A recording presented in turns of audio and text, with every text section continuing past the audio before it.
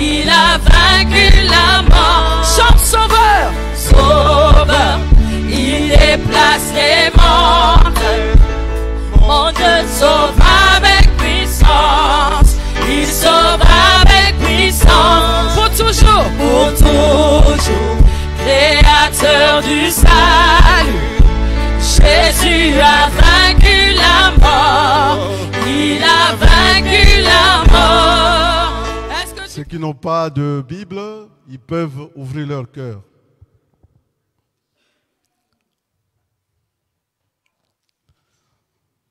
Nous prenons le texte de Marc,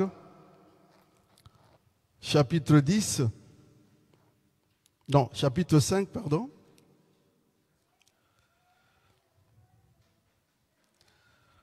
Et nous lisons le verset 16 à 17.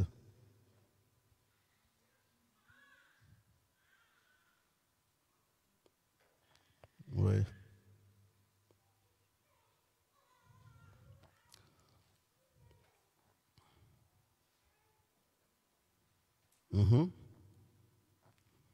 Descendons vers verset 19 et 20, qui est à la base le texte de base pour notre prédication.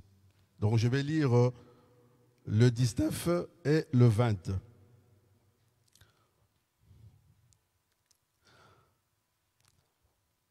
Mais il lui dit, va dans ta maison, vers le sien, et raconte-leur tout ce que le Seigneur t'a fait, et comment il a eu pitié de toi.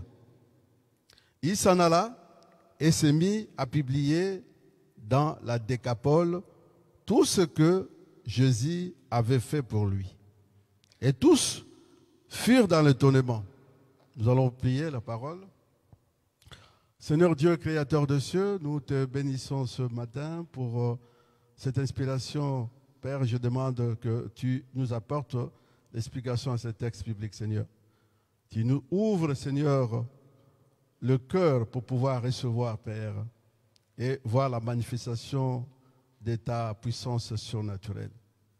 Merci, Père. Tous les plans de distraction de l'ennemi, de malentendus, je suis en train de les détruire dans le nom puissant de Jésus. Je prie au travers de la foi. Amen. Nous avons tous un défi à réaliser. Notre thème, le message de la puissance de rédemption, libère. Ici dans le texte, il s'agit de cet homme qui a eu la grâce de Dieu. Cet homme, c'est-à-dire l'homme de Gérasa, il passait sa nuit dans le cimetière. Jour et nuit, il criait. Il n'avait aucun secours. Sa famille l'a rejeté, ainsi que des amis, parce qu'il ne trouvait aucune solution. L'homme, pendant la nuit, que ce soit la journée, il crie, et puis il s'est fait couper le corps, c'est-à-dire il se blesse lui-même.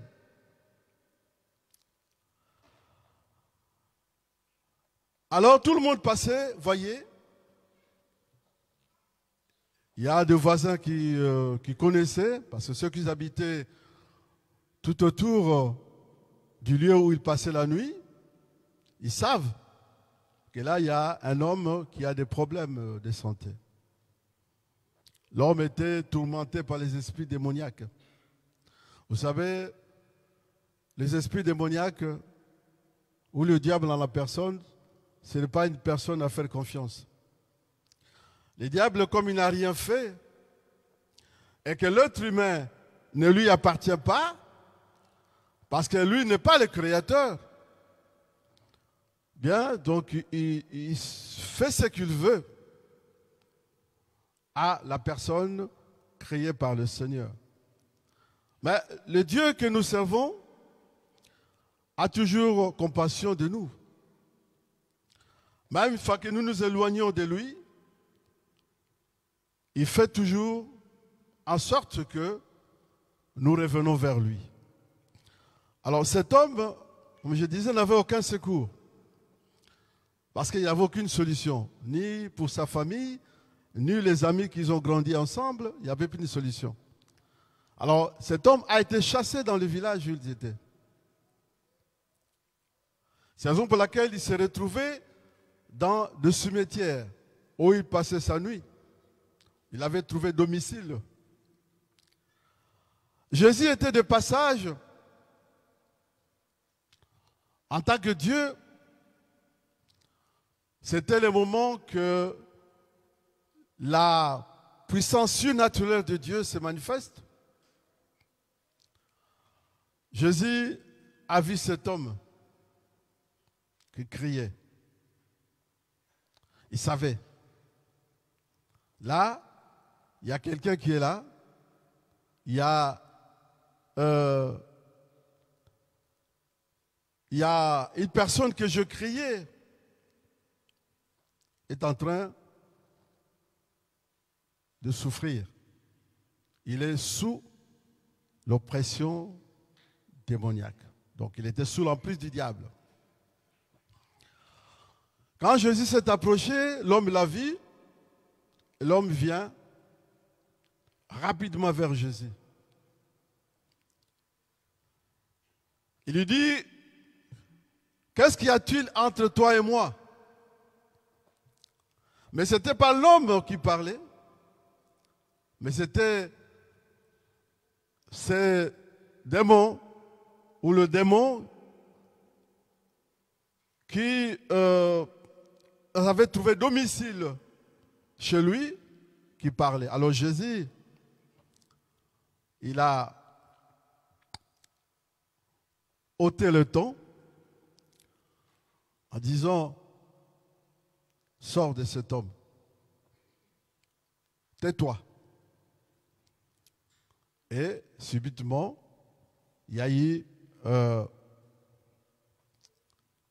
une manifestation surnaturelle de la puissance de Dieu.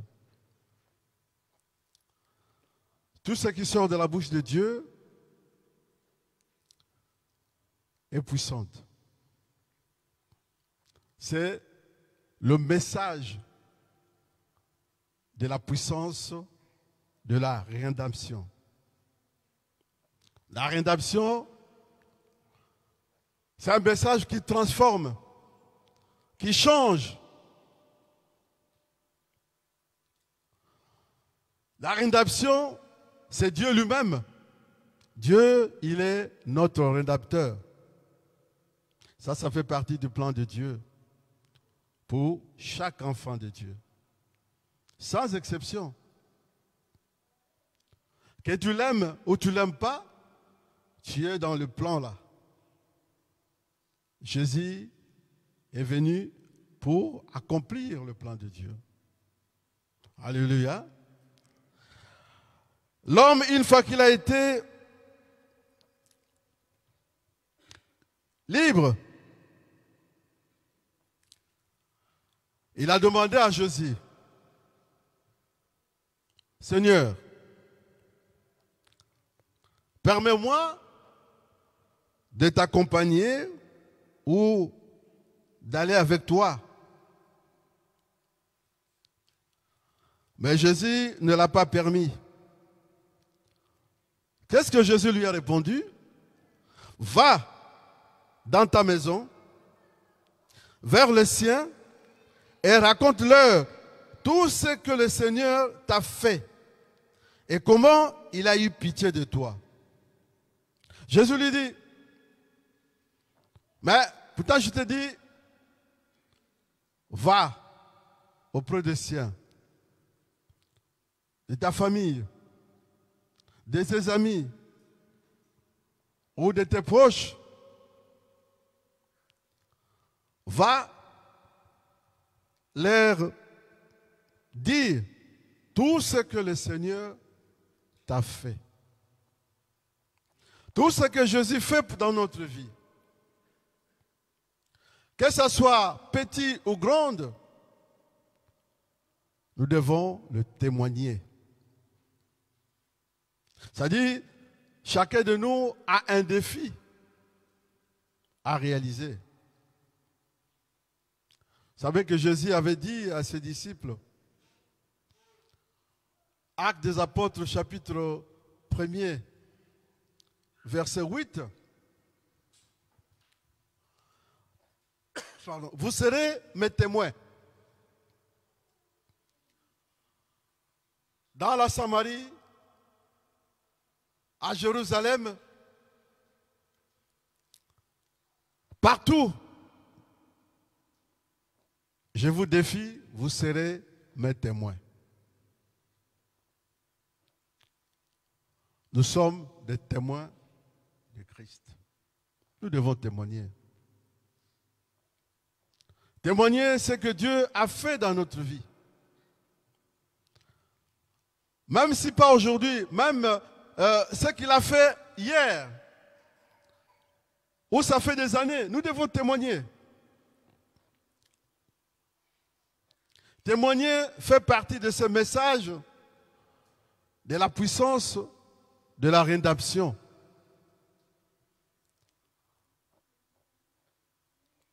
Suite à tout ce que Jésus a fait sur la croix, il y a plus de 2000 ans, c'est ça qui nous fait que nous soyons toujours libres et de marcher de gloire en gloire. Dieu jamais n'abandonne pas ses enfants. Même si nous avons abandonné un certain temps, c'est un Père pour nous. Nous devons témoigner. Il a dit à cet homme, ne me suis pas. Plutôt, rentre chez toi, dans ta maison, vers le sien, et tu leur racontes tout ce que le Seigneur t'a fait. Jusqu'à nos jours, la Bible dit dans Jean chapitre 5, verset 17, Jésus agit et son Père également agit.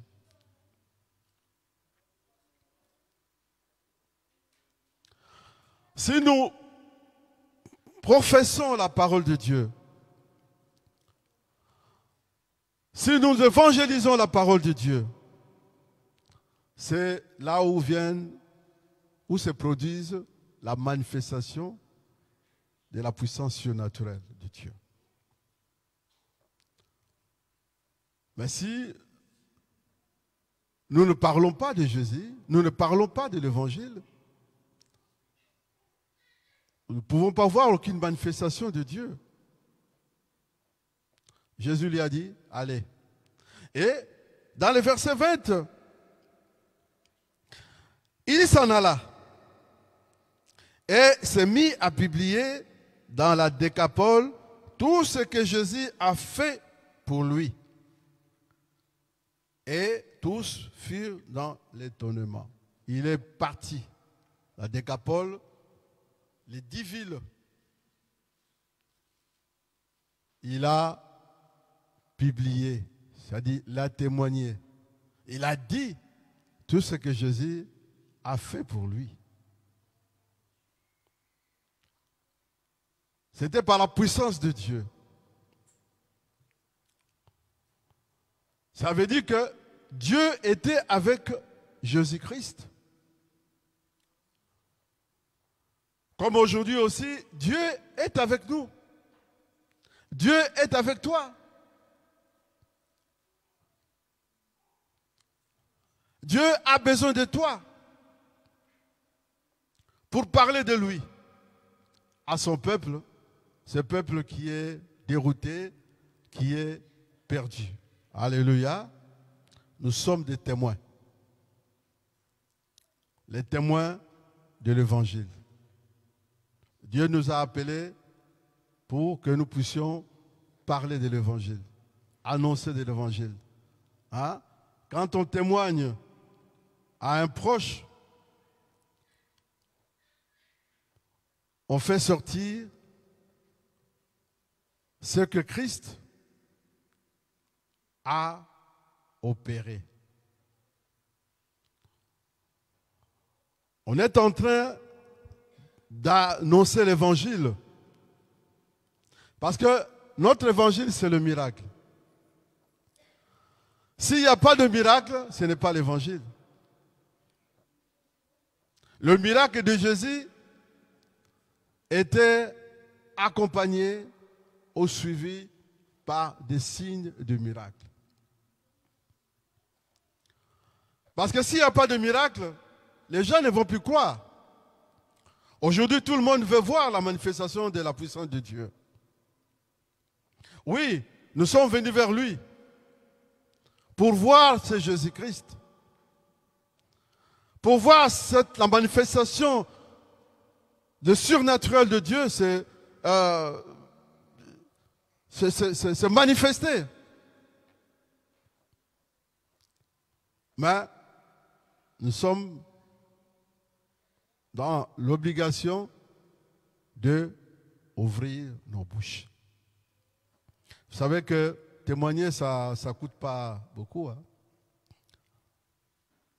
Ici, l'homme, il n'a été jamais cadre d'une église. Le même jour qu'il a été délivré, le Seigneur lui dit, va, ne me suis pas. Ne me suis pas, allez vers le sien. Tes amis, tous ces gens qui te connaissent, qui t'ont connu. Tu leur dis ce que Dieu a fait pour toi. La personne, elle est partie. Elle a fait le tour de 10 villes dans Décapole. Elle a commencé d'abord dans son village, chez le sien, dans sa famille. Et puis, certains ne l'ont pas rencontré, mais seulement ils ont entendu l'écho que l'homme de Gérasa, qu'on l'appelait, il est revenu à normal. Comment? Par le miracle surnaturel de Dieu. Jésus est avec nous. Jésus est avec toi. Nous devons publier. Ça, je vous encourage. Ce message de ce matin, le Seigneur veut nous dire, nous devons ouvrir la bouche. Le miracle est dans ta bouche. Le prodige est dans ta bouche. Il n'est pas loin de toi. Nous sommes des témoins de Jésus. Témoins. C'est la terminologie grecque martrus. Donc de martyrs. Nous sommes des martyrs. On ne dit pas seulement martyr parce que certains disent seulement, quand on dit martyr, c'est un mort. Non. Nous sommes des martyrs. Des témoins. Des témoins de Dieu. Et nous sommes partout. Un témoin de Dieu est partout pour annoncer ou prêcher l'évangile. De nos jours, on voit qu'il y a beaucoup qui sont en prison. Ils sont incarcérés parce qu'ils ont annoncé, ils ont été dans un coin, ils prêchaient l'évangile. Certains, ils sont persécutés. Ça, c'est ce que nous devons vivre.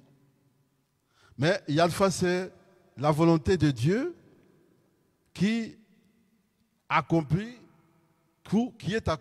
quand nous sommes persécutés à cause de la parole de Dieu. Parce que c'est la parole de vérité. Cette vérité qui libère. C'est un message qui change.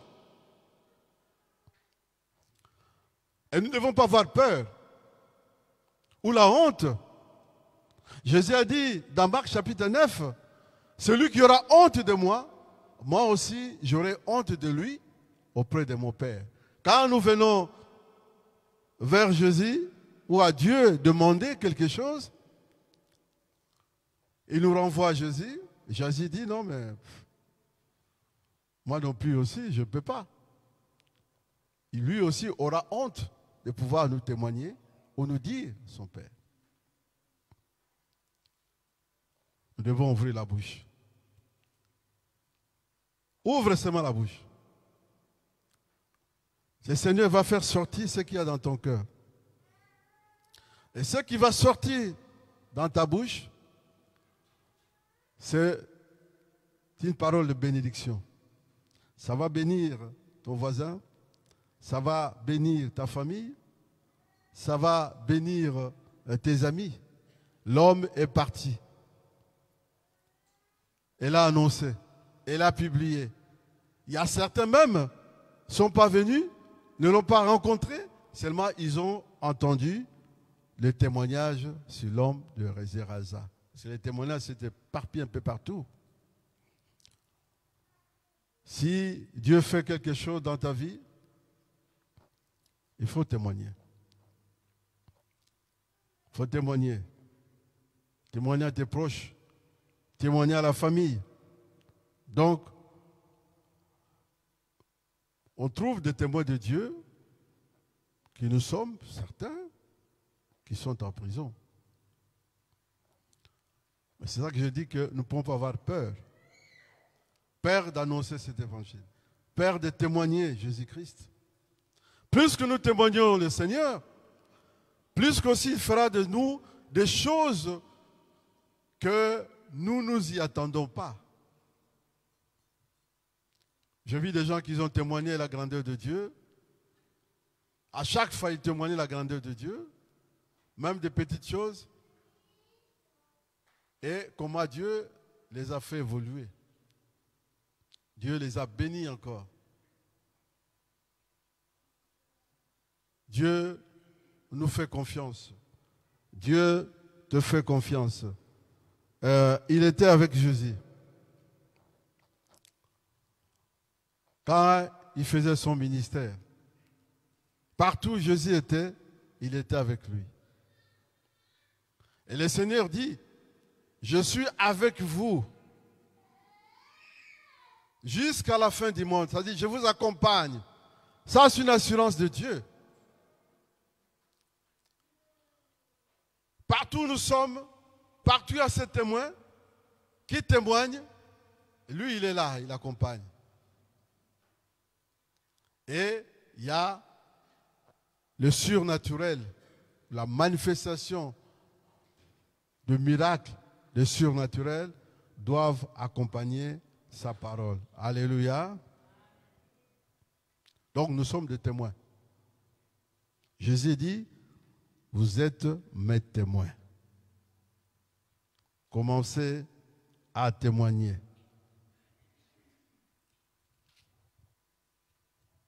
Luc chapitre 24.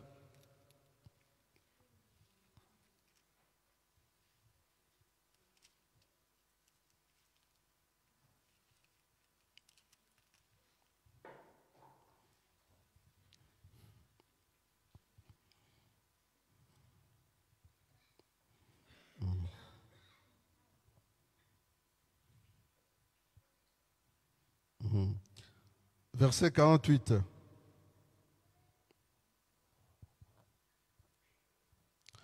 Vous êtes témoins de ces choses. Vous êtes témoins de ces choses. Nous sommes témoins. C'est-à-dire de tout ce que Jésus a fait. Commençant par ma vie, par ta vie et par la vie des autres.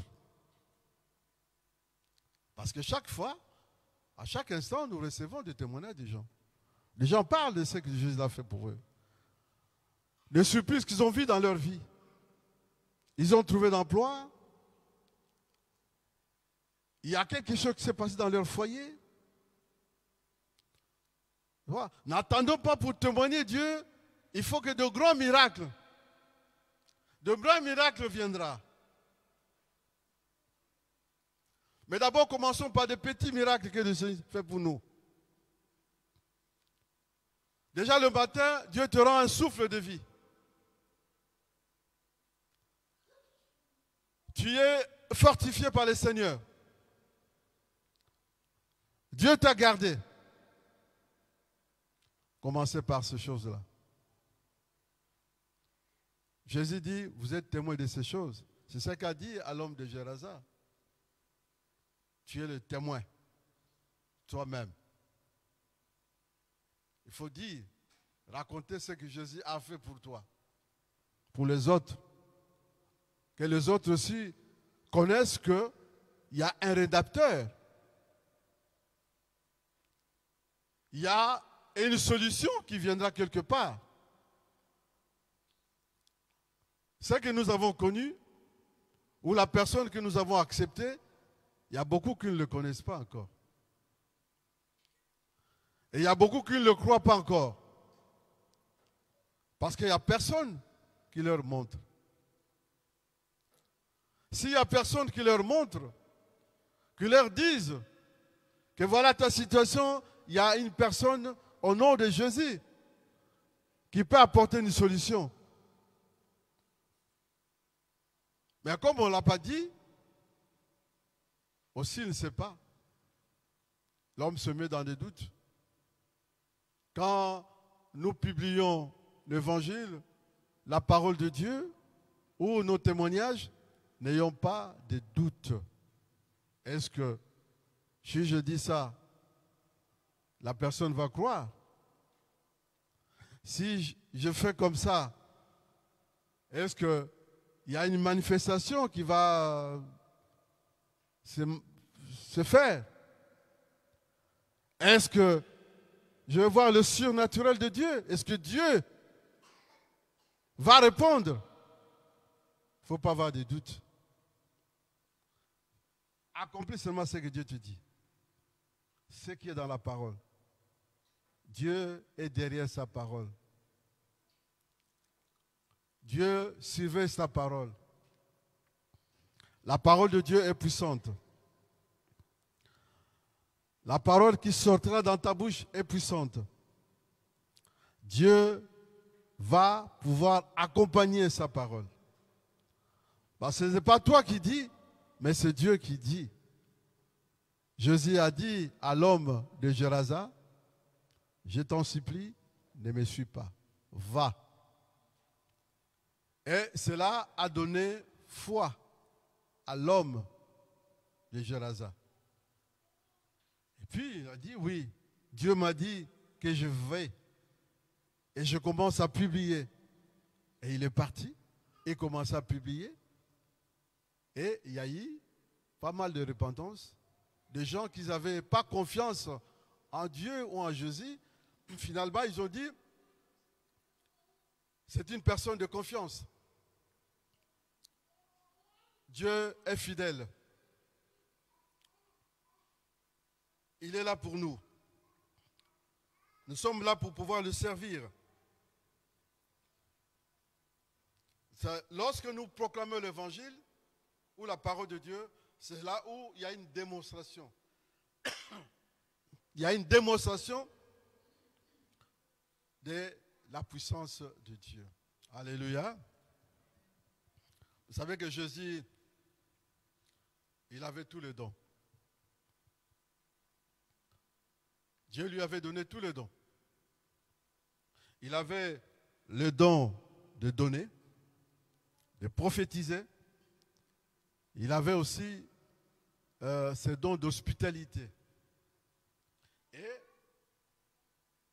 aussi, il avait un don de transformer de repas qu'on dit, de repas malheureux, maigres, pour nourrir plusieurs personnes. Tout cela parce que il a publié, il a accepté, il s'est mis au travail. Ça, c'est des dons qui viennent. Mais vous avez des dons. Pas un don, mais vous avez des dons. Chacun de nous a des dons plusieurs dons. Mais ces dons pourraient se manifester seulement quand on s'applique à ce que Dieu nous demande. Le travail que Dieu nous demande, c'est parler de lui. Il n'y a que ça. Se parler de lui. C'est ça la priorité pour le Seigneur. Annoncer ma parole. Publier ma parole. Commençons par ce que Jésus a fait. Je ne connais pas de verset biblique, mais ce que je sais,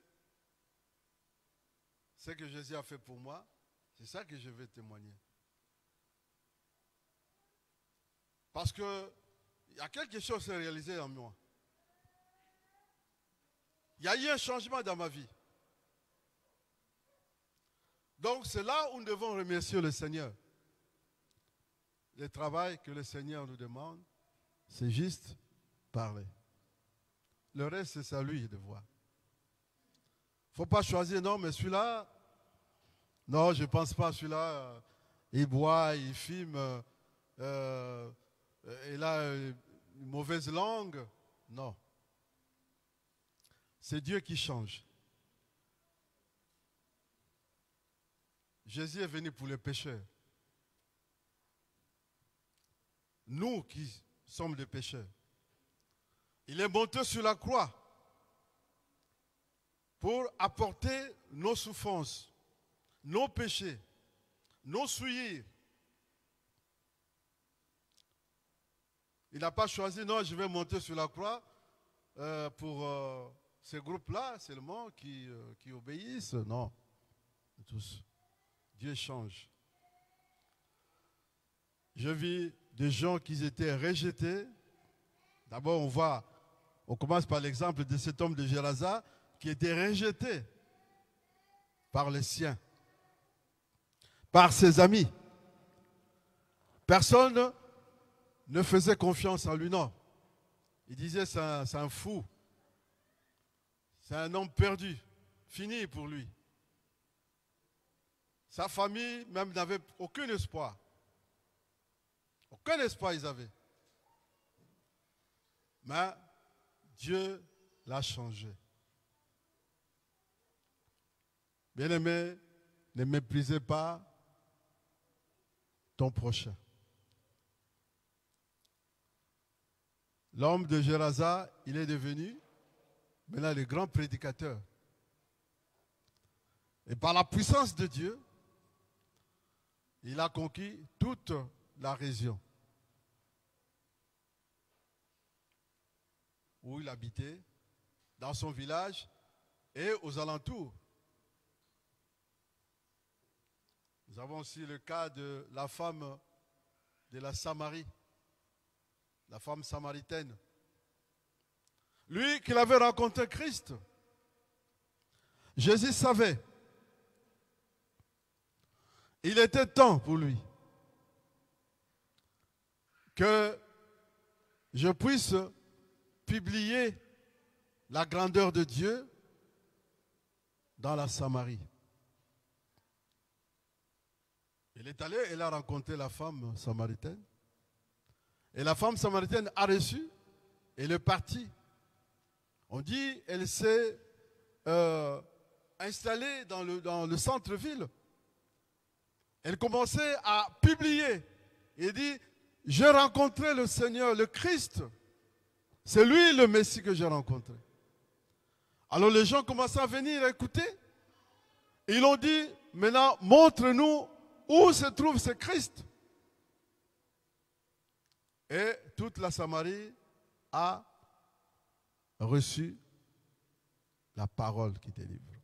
Le message de la rédemption a une puissance.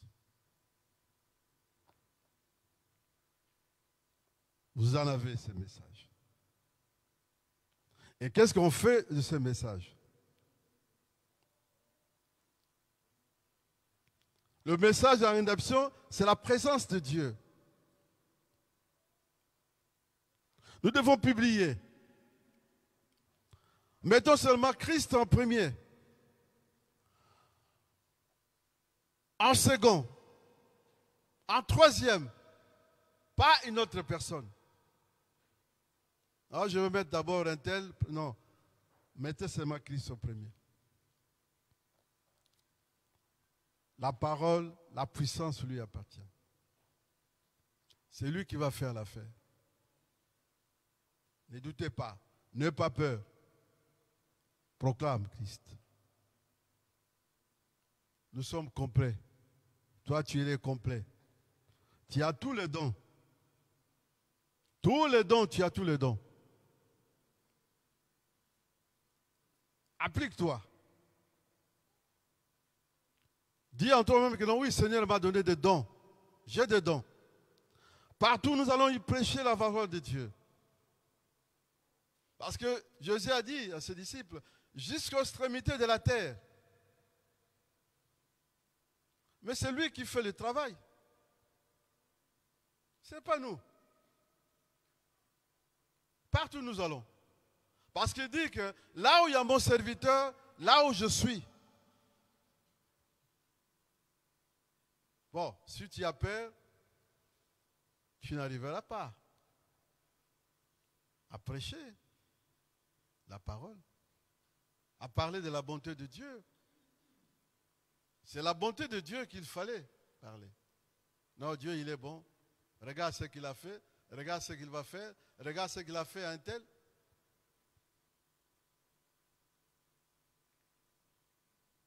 Nous avons qu'à ouvrir la bouche.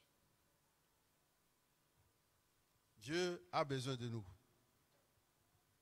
Et lorsque nous ouvrons la bouche,